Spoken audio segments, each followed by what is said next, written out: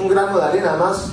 Hay muchos, así, hay muchos de ustedes que podrían estar acá hoy día. Son las circunstancias que colocan a los hombres y a las mujeres en el lugar que tienen que estar, donde están. Pero es importante entender acá que el nacionalismo no se inventó en el 2005. Que el nacionalismo recoge los reclamos, recoge una agenda de 500 años de dominación, de 500 años de exclusión, de 500 años en que el pueblo no se pudo unir, en que tal vez el último proyecto de unidad del pueblo fue el proyecto de Túpac Amaru II, y que desde ahí vemos y rememoramos cómo fue en esa época. Casi le ganamos a los que querían mantener el modelo, casi le ganamos a los realistas, ¿no? Se acercó Lima, el Cusco se logró vencer, y en Lima no se pudo consolidar la victoria, ¿no? Han pasado cuántos años desde 1700 del siglo XVIII, cuántos siglos más tienen que pasar. Esa vez ustedes saben lo que le pasó a Túpac Amaru. Los que no querían el cambio lo descuartizaron, lo amarraron a 4 caballos y lograron separar cada miembro de su cuerpo, y de ahí nace una poesía, ¿no?, muy hermosa, ¿no?, y ustedes la saben. Pero antes de exterminar, de destruir ese proyecto de cambio, lo hicieron presenciar la muerte y tortura de su esposa, para que sepan que de esa matriz nunca más iban a ser un descendiente de Túpac Amaru. Y antes de matarlo y exterminarlo a Túpac Amaru, le hicieron presenciar la castración de sus hijos, para que sepan que de esa semilla no iban a haber más semillas, no iban a haber más retoños, que en la práctica se iban a convertir en transgénicos, híbridos, ¿no? Eso querían que Túpac Amaru II, un proyecto de cambio en el país, lo viera antes de cerrar sus ojos para siempre. Pero se equivocaron, porque con la eliminación de Túpac Amaru II nacieron millones de Túpac Amaru. Nació un pueblo corajudo, un pueblo que ha venido luchando, sobreviviendo, con un sueño, con una esperanza de que se une el pueblo, de que rompamos justamente esos problemas internos, problemas muchas veces ideológicos que no permiten unirnos, que nos confunden y nos hacen ver que el adversario está al costado y no está al frente, que nos hacen ver muchas veces cómo la miseria humana se puede comprar con 500 soles, con una plata que lo coimean a alguien y destruye un proyecto de unidad. Hoy día es el momento de ser generosos. Hoy día es el momento de abrir las puertas, abrir nuestros corazones, y no solamente ver el proyecto de cambio como un tema sindical, como un tema remunerativo, no solamente esto. Lo que nos estamos jugando en el Perú este 5 de junio no es solamente los destinos del maestro, es los destinos de los alumnos, que son el futuro del país, es el destino del país, es lo que ustedes han dicho, democracia o dictadura. Por eso es importante decir quiénes están con la democracia y quiénes están con la dictadura. No debe haber medias voces, no debe haber discursos ambiguos, no debe haber voy a ver cómo va la cosa. Todos tenemos el derecho a elegir, todos tenemos el derecho a votar, y creo que estamos enfrentando hoy día al candidato o candidata de los poderes en el Perú, que han gobernado la patria durante más de 300 años y quieren seguir gobernando por 300 años más. Es la reelección indefinida, la reelección con cambio de nombre, pero con la misma política económica, con el mismo tratamiento al pueblo peruano, cada día empobrecerlo más. Y para eso ellos consideran que la educación no es importante, porque todo viene de afuera. Esas cámaras de video, todo eso viene de afuera, no se construye acá. Ese celular con el que me apuntan, eso está construido afuera. Debe ser japonés, coreano, chino, pero no es peruano. Y yo me pregunto, ¿es que acaso nuestros hijos no son capaces de construir esta tecnología? ¿Y qué les falta?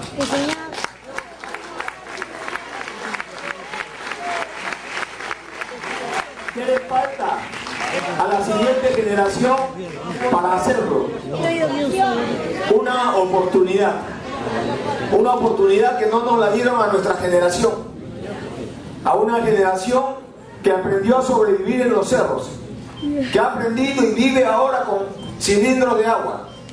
Que mientras dicen que el Perú avanza, por otro lado retrocede. Que mientras dicen de qué te quejas si el Perú está mejor, ese hambre que tienes en tu estómago es imaginario, porque el Perú está mejor. Y entonces creo que esa oportunidad tenemos que construirla ahora. Es una obligación hoy día, no mañana. Es una obligación hoy día de construir esa oportunidad. Y esa oportunidad se tiene que construir bajo un nuevo esquema y una nueva óptica de lo que es la educación.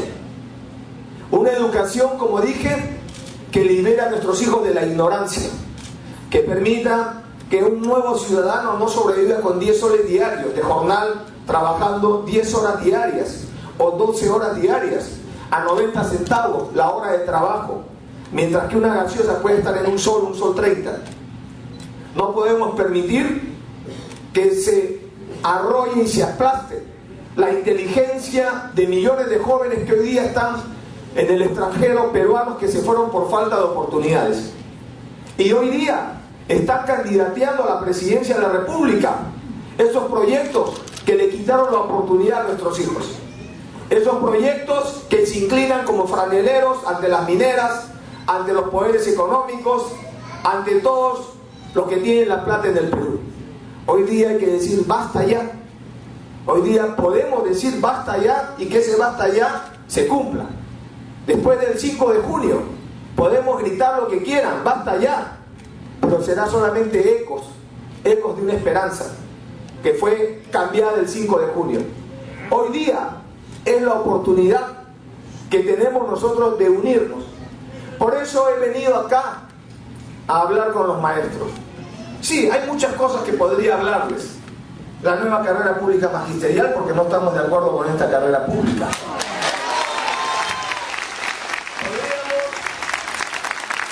Podríamos hablar también... ¡Saluda esa decisión! ¡Jesús saluda esa decisión!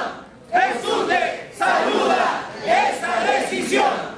¿Y por qué no hablar también de nuestra política, que la educación no debe ser municipalizada? Porque así se destruye el derecho.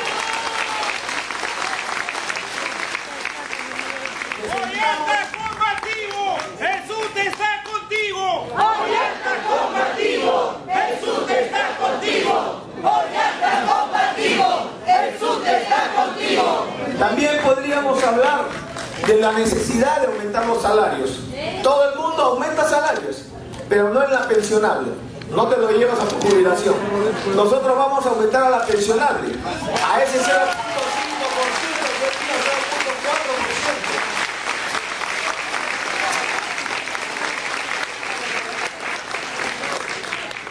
0.4%. Pero todo eso ustedes ya lo saben, porque esa es parte del cambio.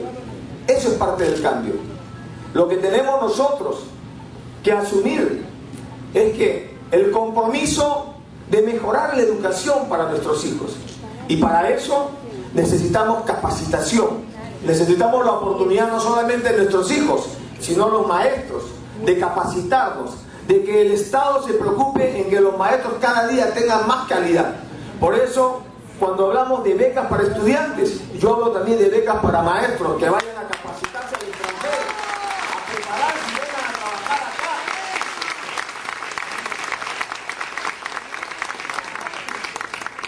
Y el tema económico también es importante. Cuando yo era niño, me acuerdo, mi padre recién empezaba a trabajar en la abogacía, y bueno, era una carrera liberal, él no entró a trabajar al Estado. Entonces, como todo nuevo profesional, tiene que buscarse sus clientes, tiene que abrir su estudio jurídico. Como no hay plata, tienen que, entre varios, abrir un estudio jurídico. Mi madre era maestra allá, trabajaba allá, y las navidades, esas navidades cuando vivía en Pueblo Libre, en Andalucía, teníamos una casa alquilada, eran bonitas porque había mucho amor, pero no solamente eso, un niño siempre quería sus regalos. y siempre me acuerdo que pasábamos por las cooperativas de los maestros, esas cooperativas donde el maestro tenía el crédito barato y no tenía que someterse a los intereses bancarios, que en muchos casos nos hacían firmar un papel en blanco cuando uno quería pedir un crédito en el banco. Por eso necesitamos fortalecer el sistema cooperativo y devolverle a los maestros sus cooperativas, sus sistemas de ahorro, sus sistemas de planificación familiar.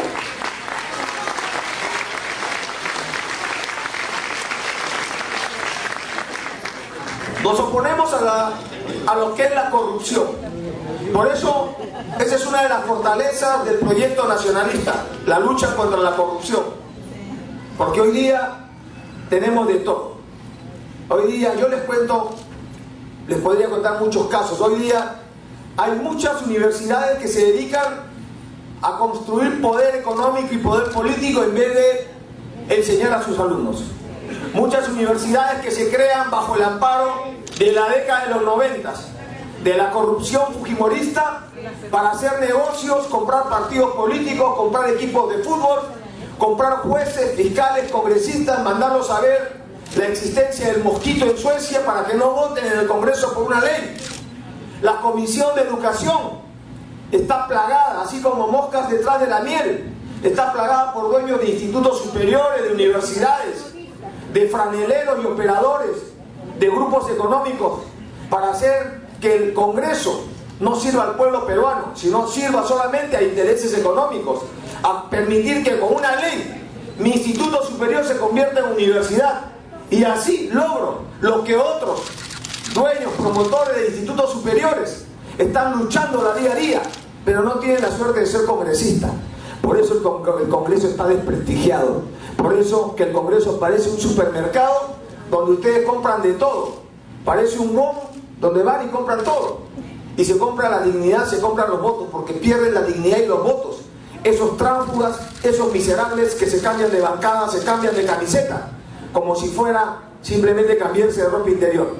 Esa gente es la que desprestigia el Congreso, y por eso necesitamos nosotros entender qué es lo que pasa en el Perú. Las leyes tienen un precio que los pobres no pueden pagarlo, que los pobres necesitan hacer movilizaciones, marchas, los viejitos necesitan amarrarse en Palacio de Gobierno o tomar la Catedral de Lima, los maestros que debieran estar estudiando tienen que ir a defender sus derechos en las calles. ¿Qué ha pasado con nuestra patria? ¿En qué momento cambió esta situación? ¿En qué momento el básico del maestro quedó en menos de un sol? ¿En qué momento el gremio de maestros tuvo que entrar como gremio a la lucha laboral sindical? ¿En qué momento se ha perdido la sensibilidad de los que gobiernan con el país? Esto es un tema que a nosotros nos preocupa. Por eso se construye el nacionalismo como un proyecto de construcción de la nación, como un proyecto que permita entender que la única herramienta para liberar al pueblo peruano de la pobreza, de la miseria y de la desigualdad no es el oro, no es la plata, no es el petróleo, no es el gas. Estos son importantes recursos, pero no es lo fundamental. Lo fundamental es la educación. Lo fundamental es la educación de nuestros hijos, porque ellos van a tener que defender la patria. Pero si tenemos un niñito que está con el cabello rubio por desnutrición, como es en el barrio de Belén, en Iquitos, si tenemos niños que están jugando en lodazales, allá en Puerto Pizarro, allá en la frontera entre Tumbes y Ecuador, en Aguas Verdes, junto con los chanchos, con los cerdos ahí, miren detrás de todo el comercio lo que hay. Allá en las zonas altoandinas donde 200 niños se murieron de frío el año pasado. Entonces nos daremos cuenta que estamos haciéndonos un harakiri con la educación en el país. Y esa responsabilidad